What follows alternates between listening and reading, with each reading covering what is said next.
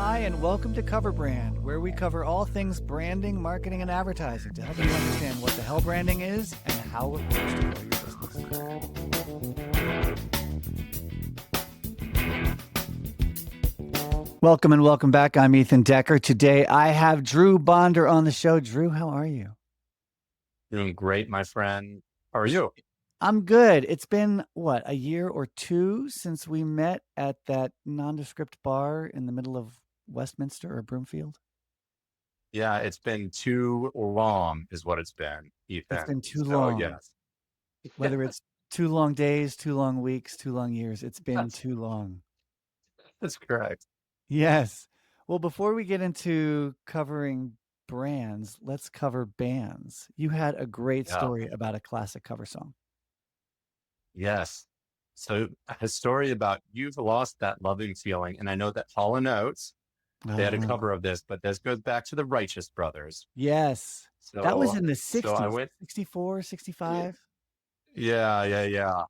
So and that's the version that I know well. So anyhow, Yeah. a good friend of mine, Darwin, and I, we got free tickets through some friends to an Eve Six concert that was playing at Magnus Arena Oh, you would have paid to in, go see that. yeah, I would have paid 100%, but I got free tickets. And then we snuck onto the floor with all Mhm. the crazies and all the fun folks, right? And so we had watched, this was after Cocktail, but anyway, Cocktail, Tom, Tom Cruise gets Oh, on the one Tom knee. Cruise movie. Yeah. He's saying, "You've lost that love and feeling." And so we get inspired by that every time we see it. Anyway, so we're on the floor. We start singing this, "You've lost that love and feeling" out of Just nowhere. for fun. It has Eve 6 Just never for covered fun, it. out loud. And we're boisterous personalities. So, we just we improvise regularly. Uh-huh. Did And you did you start at the so very first lyric, or did you just kinda jump into the middle? just jumped Got in it. and see what kind of following we could get. And Nice. so it started to trickle throughout the floor and then into the bleachers. And before we knew it, 7,000 people No. were singing, "You've Lost That Loving Feeling." "Baby, Yeah, it was one baby, of the prouder I get moments. down on my knees And on my for knees, you." Everyone's for singing it. you. "Oh, Everybody's singing it. oh, Yeah. no." Oh, that's great. Voodoo, voodoo, doo, Were there doo. Okay, Yeah, did anyone absolutely. hit the harmonies?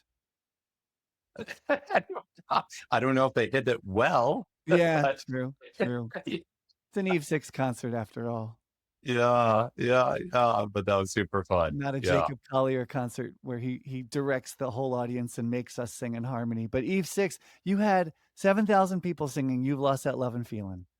yeah, That's yes. great. We That's still great. refer to it as one of our prouder moments in life. And Darwin actually went on to win an Emmy, be an Nice. award-winning producer, and started a company out in LA that's it's pretty well known now. So yeah, And he still looks back at that as his crowning yeah, achievement. Yes. Yes, way as he better than should, an Emmy. Way as better he than an should. Emmy. Yeah. Yeah. Well, I love that's the Righteous Brothers, right, that did the original? Yes. That's a Uh-huh. classic. Of course, Hall& Oates covered it in 1980, 25 years later, and that's a solid rendition as well. Not very different, but, Sure. Daryl Hall's dulcet high notes, that high tenor, and Yeah. John Sure. Oates with the baritone. Yeah, that's a good pair. Yeah. Yeah, Yes. great. Let's get into covering brands. Tell the Yes. folks who don't know you as well as I know you a little bit about what you're up to these days. Yeah. So as you know now, Drew Bonder, I spent well, let me go way back. I started my career as a mental health and addictions therapist, Right. working with probationers and their families. And so what that evolved to is how do we build sustainable paths to success around these folks and their families, which is not an easy feat. No. But the idea at that point was how do we address recidivism, keep people from getting in trouble, Mhm. and just help people in general toward a better path for themselves. But I really clung on to this idea of sustainable paths to success. Right. So so that became my life's mission. How do I help folks and create systems around people to enable them to be their best selves and show up how they would like to show up? So Yeah. you think about that organizationally. We've done all these things over the last 30 years to Mhm. build better organizational structures. And people have their different philosophies of like, hey, you suck it up and do what you need to do. Some elements of that I can connect with. There's the other side where, hey, create the perfect environment for people, right? Right. And take all that accountability. In my perspective, truth kind of goes somewhere in between. But what we've seen over the last 30 years is the needle on engagement hasn't moved. Right. It hasn't moved, and it's Yeah. gotten worse at times Yeah. and recently. So it's like, what can we do differently to start moving that needle? And so that's what I've committed myself to for the last 20 years. That's the foundation by which Focus Energy, the company that I'm now running, was Mhm. built upon to help people. And then how do people show up with their families and communities when they're in an environment where they're thriving and they're being their best selves and they're achieving their goals, Nice. right? Nice. Yeah. Now, focus energy, my understanding is it's not about addiction and recidivism, is it? Exactly. It is a far cry, my friend.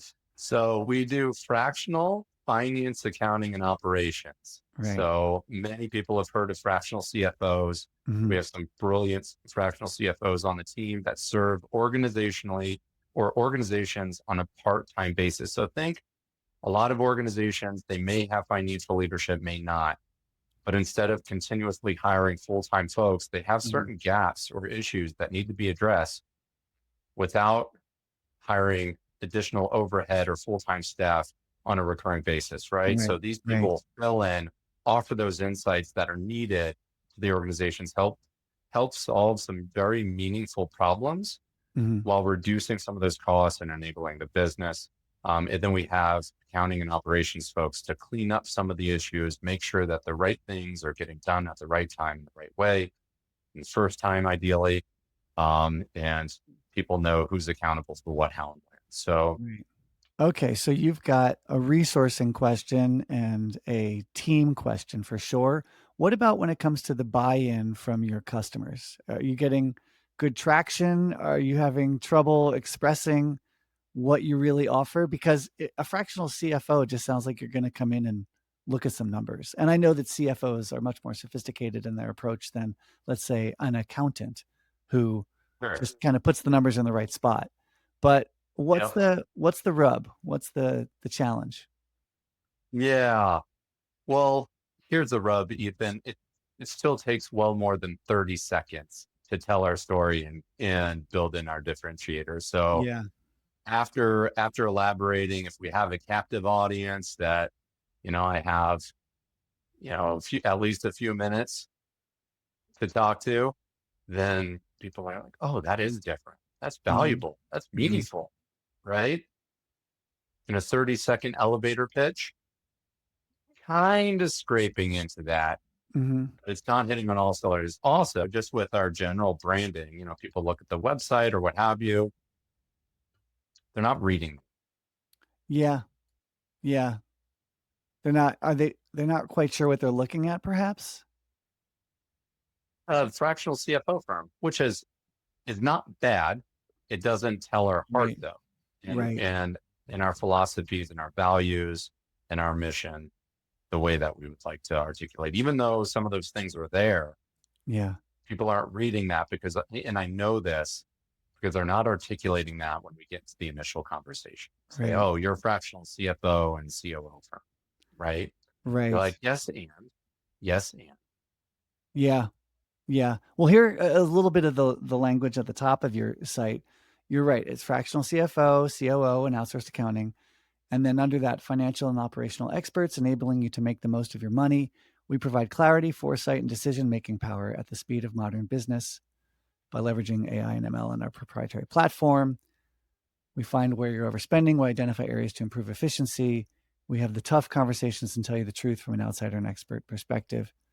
But this is copy, right? This is long form, so to speak, body yeah, copy on the site. right. And your headline is still fractional CFO, Hmm. right? Um, so this gets a bit to, I think, the real one of the real challenges you're having is how to express something as meaty as you're offering and the benefits you Mhm. provide in a succinct, punchy way. Yep. Yeah. It's not easy. It is a bear for kind of anybody. You probably have heard of Geico. I Yes. I talk a bit about them because they're an easy example for all of us to think of. You probably remember their catchphrase, 15 minutes. Yeah, saves you 15% on car insurance or Yep. Yep. on Um, insurance. Yeah, sorry. well, that phrase took, I'm guessing, $100,000 worth of research and testing and Yeah. analysis because they actually did need to find out, what do people want? How do they phrase it? What's a reasonable way to phrase it? And what do they get? And what's a catchy way to phrase it?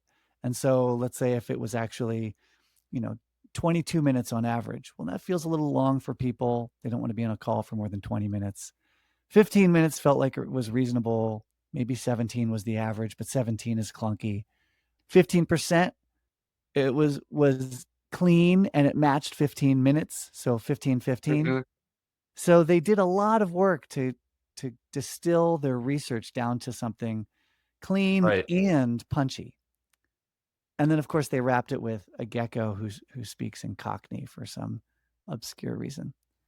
Well, for a reason, the reason is it's catchy and it's sticky. Yes. It has nothing to do with Geico, the company, whatsoever, and it has everything to do with our brains. So I think what you might want to do is, this is a phrase I love and I've been working on refining it myself. You need to overthink it so that your prospects can underthink it, right? And Mhm. you do need to give it the due diligence. You need to do your research. You need to try 100 different ways to phrase it. And then after that, you need to boil it down to something. And this is overthinking it. This is hard work, to something simple so that your audience can underthink it. Like 15 minutes Mhm. can save you 15% or more by switching to Geico. Famously, Apple, when they launched the iPod, they used, well, they used a couple things, but the one that really stuck eventually was 1,000 songs in your pocket.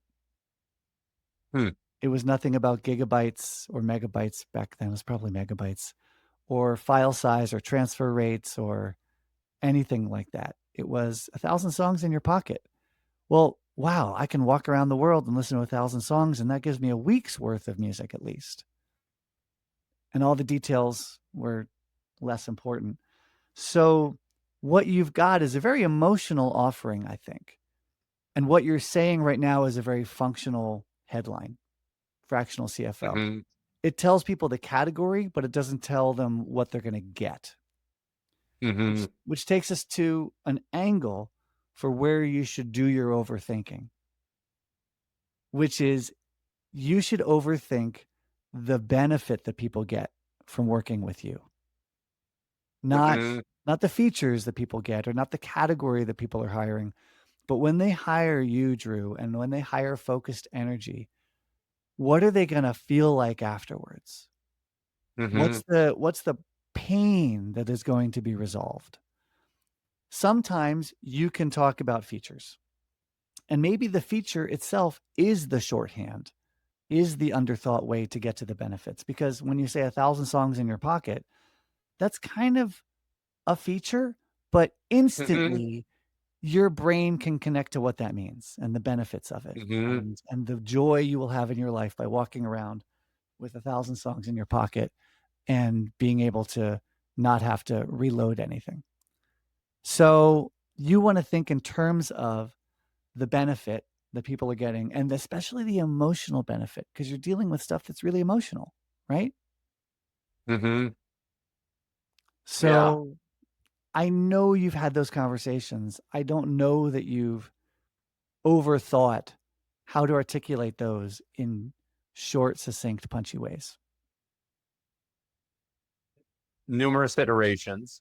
I Okay. don't think we've gotten, Yep. but we've gotten close, I Good. think. Good. But there's more overthinking. But Yeah. The other danger when folks like us, marketing people, smart people doing good stuff, try and do this is we want to be precise. We want to Hmm. be accurate and precise with the words we use. And the brain, the consumer, the shopper doesn't give a shit about precision. They can barely remember where their car keys are. Hmm. So your job is to be sticky, not precise. So how do you Yeah. use alliteration, like or rhymes, rhyming like the quicker picker up, Uh, yeah. or how do you use an image that's sticky and memorable? Or I mean, I was just talking about Alka-Seltzer, plop plop fizz fizz, and of course the rhyming couplet is "Oh, what a relief it is."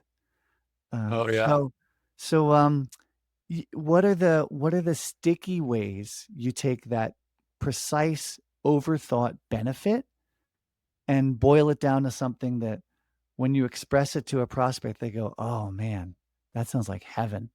That sounds like Uh, sweet relief from the burning pain of the sunburn of all the crises I deal with because I don't have my finances under control." yeah. Yes. Yeah. It means that in your overthinking, you probably also need not over drinking while you're overthinking, but you need to loosen yourself up so that you can make those associative and creative leaps. And Uh, whether it's you personally hanging out with people who you riff with and sing the Righteous Brothers with, or people that you know you can hire to take on this task and that they're creative yeah. enough to come up with weird, crazy ways to say it that are not precise, but are definitely sticky, Uh-huh. you know? And then Yeah. that's your headline, not fractional CFO, and then a bunch of copy that precisely talks about the clarity and confidence that comes with understanding your financial situation and having a clear grasp on your financial picture. I mean, that's all a snooze fest right there. That's a memo. That's the brief. Thank you. Thank you for that. No, Yes, yes. that's great. That's great. Yeah. Yeah, it's a little bit of cold water, but it's also realizing, yes, this is who we are, and we Hmm. are overthinkers and we like to be precise.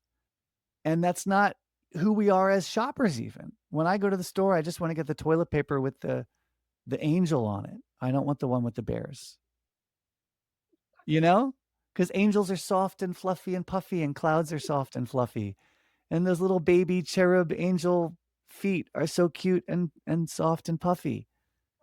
How do you do that for your prospects and ignore the fact that supposedly you're in the world of B2B finance, Mm, right? yes. There will be time to Absolutely. tell them And the details. Does this make sense? yeah, yeah, yeah. It 100% makes sense. What's going on? I can see the gears turning here. No, I'm starting I, my mind immediately went to not circling, but just attaching to certain ideas without getting there. But so you saying creative triggered the desire for creativity? Does that make me creative? I don't know. Mhm. And you got me thinking.